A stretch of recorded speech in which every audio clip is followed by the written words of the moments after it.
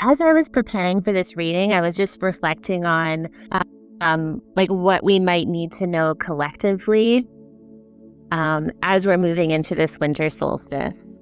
And solstice, as Ladybug was saying, represents not just the longest night, but rebirth, renewal, and return of the light.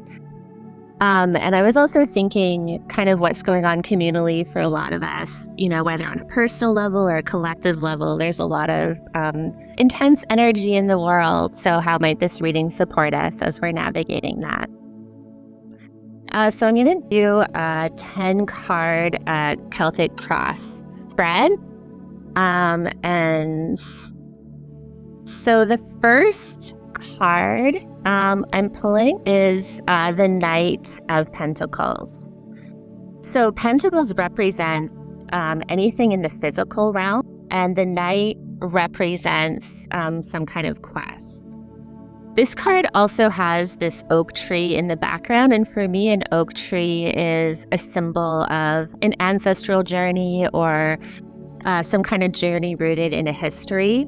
And from this particular oak tree, there's also this field being cultivated coming out from the tree. So I see that as representing a collective journey. So this could be related to like community building or relationship building. Could be related to activism or even seeking greater material safety and security. And it's a reminder as well that we're being energetically supported by those who precede us. And one other thing I also love about this card is this golden halo of focus around the knight as they're going through this quest. And I'm seeing it today as a full moon as we're talking about the moon. The shield also has these little oak leaves on it, and those again related to the oak tree and symbolizing the ancestral protection that's going on throughout our journey. Okay, and the second card represents the challenge. So in this case, it's going to be the Two of Pentacles. So again, pentacles are anything to do in the physical realm, and the two is a card of duality. This card is about maintaining balance as we're juggling multiple challenges or obligations in the physical realm. So this could be like juggling things like caretaking, working, our relationships, our emotional and our intellectual lives. So it could also represent our struggles to live like within the confines of capitalism, and in many cases, struggling to obtain our basic material needs.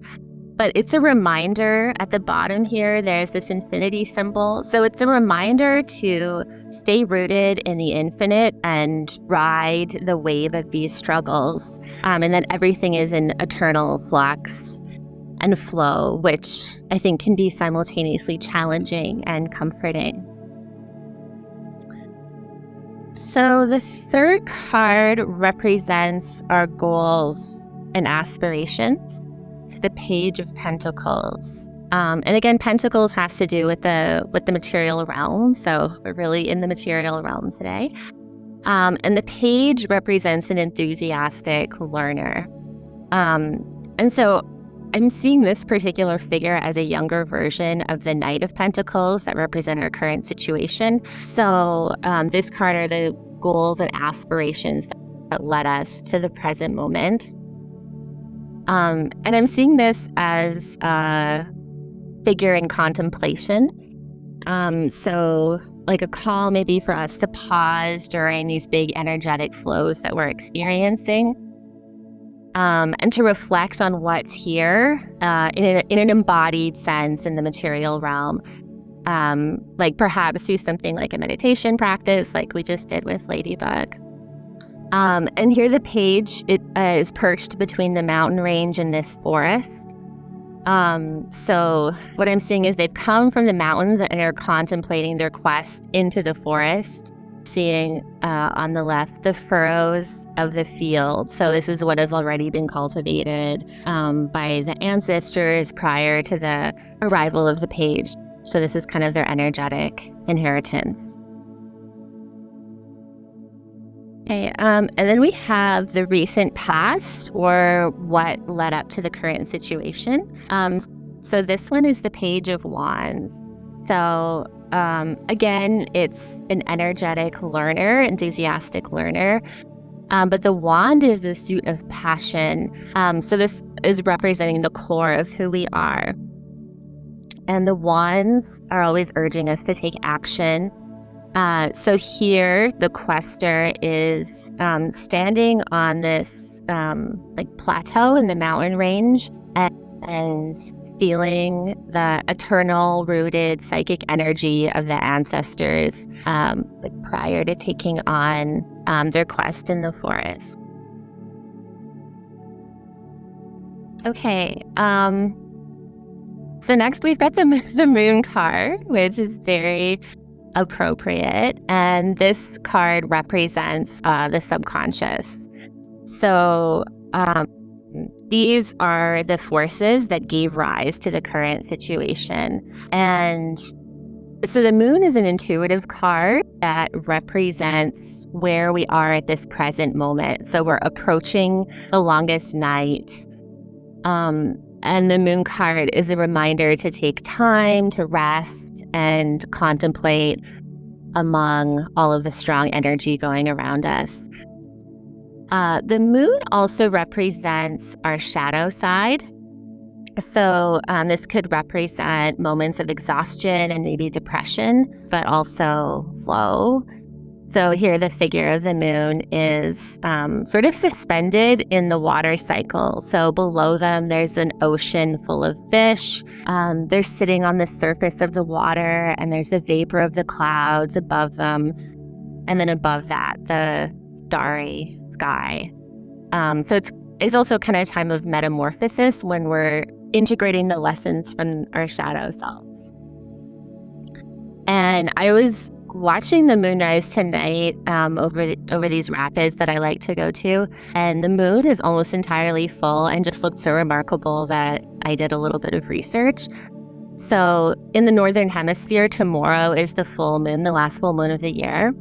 And it's called a cold moon or an oak moon. This moon happens once every 19 years. And it's, again, technically the longest night of the year in the northern hemisphere. So this year it's actually not on the 21st. So this timing is really appropriate. So the name Cold Moon comes from the Mohawk Nation, and it reflects the harsh winter conditions we're currently in. And the term oak moon comes from Celtic traditions, since oak trees are considered sacred and symbolize resilience, growth, and seeds of renewal. And then this is reminding me, of course, of the oak leaves and the oak tree that was present in the first card. So that's the subconscious realm. All right, so the next card is the near future. So we have another Pentacles card. This is the Eight of Pentacles. So this card represents what's coming next. So I'm seeing it as like our will in the physical realm has pushed us through the quest, and we've settled into place and are building something concrete. So we could maybe be building a home or a community with others, either physically or even metaphorically. We're creating a new scaffolding for our lives. But we're coming out of the metamorphosis of the moon energy back into a tangible realm, which represents our journey toward the spring equinox. So this is in the advice position, and it's the Judgment card. So I'm thinking back to the Two of Pentacles as I'm looking at this card. So like that card, this one is reminding us to exercise discernment as we're navigating the relationship between the physical and the spiritual realm.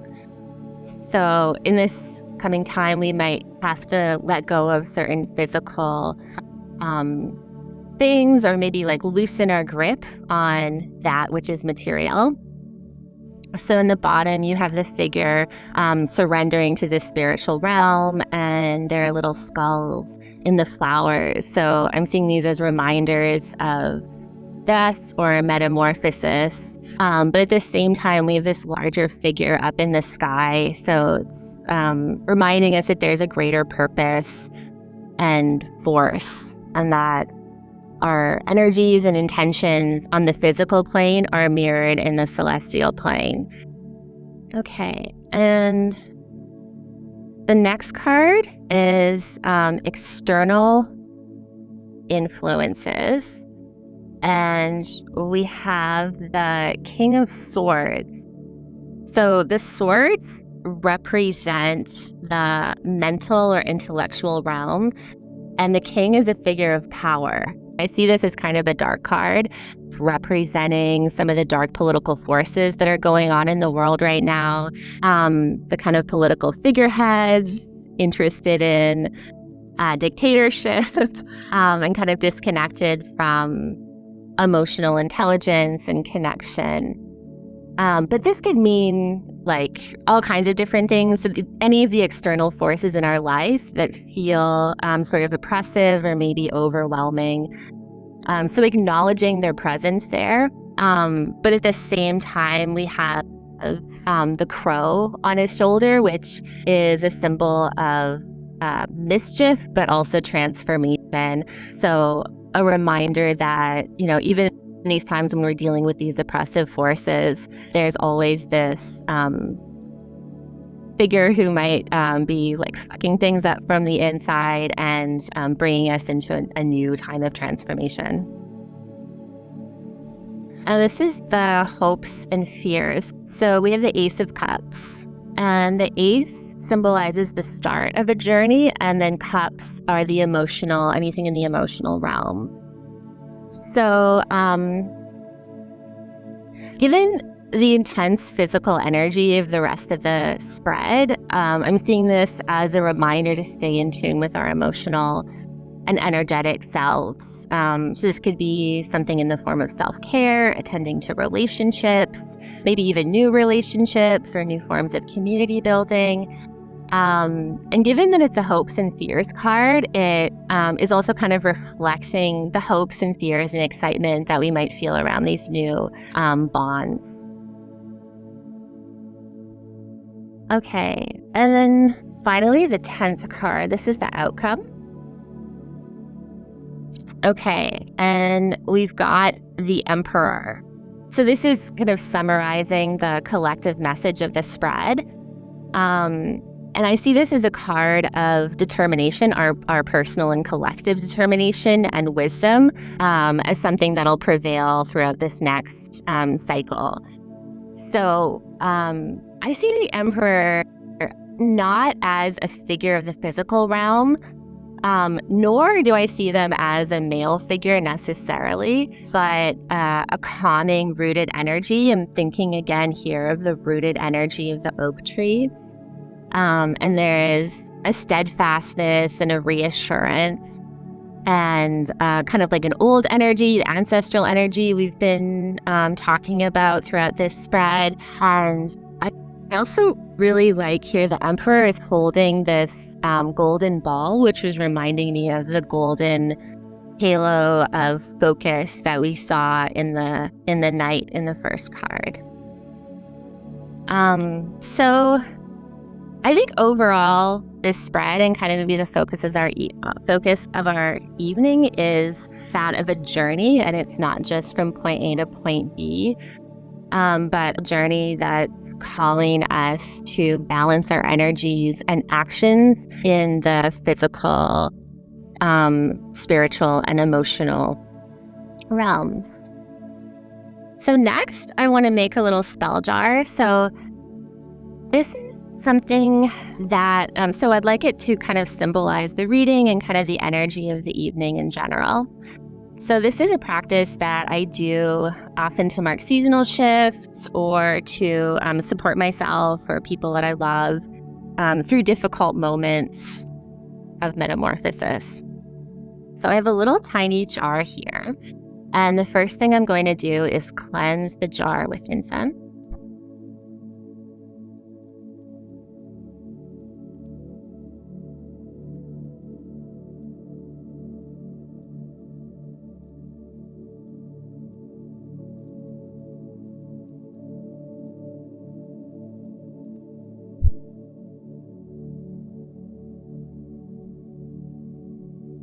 Okay, and then we're going to place a message inside the jar. So I'm going to write on a little piece of paper. Yeah, I guess just something that symbolizes where we are at the moment, the message from the reading. So I think maybe something about the light. Um, I think maybe like open to the light.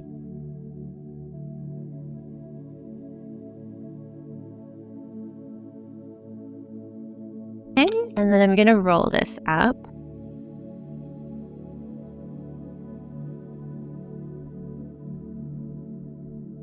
Place it in there.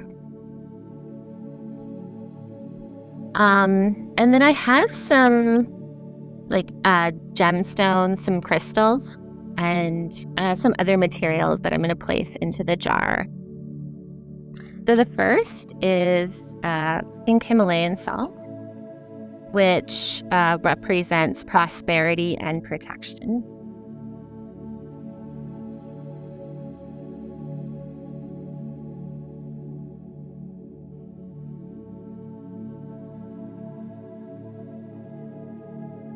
And secondly, I have obsidian, which is said to release tension and blockages.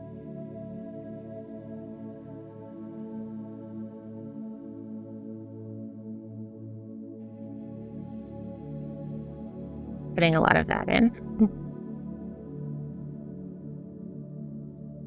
And tiger's eye, which is for protection, courage, and grounding.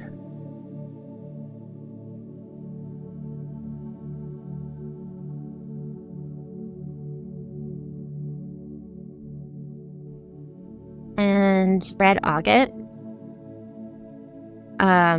which represents stability and security and emotional balance.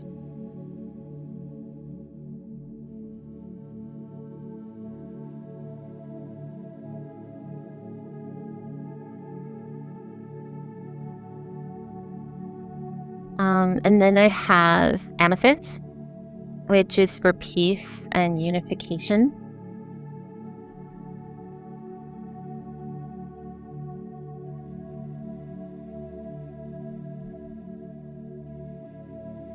And then finally, I have, this is a very special item to me. So I have cottonwood tree seeds from my family cemetery, and it's a place where some of my ancestors are buried beneath this cottonwood tree.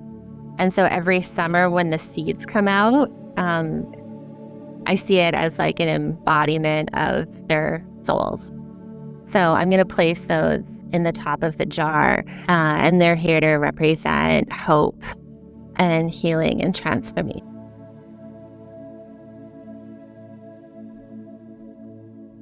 There's our little bell jar for the winter solstice. Yeah.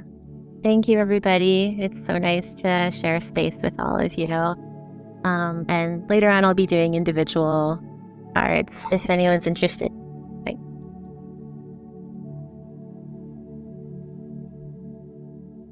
Thank you. Thank you. Thank you, too. Thank you. You're welcome. Lovely.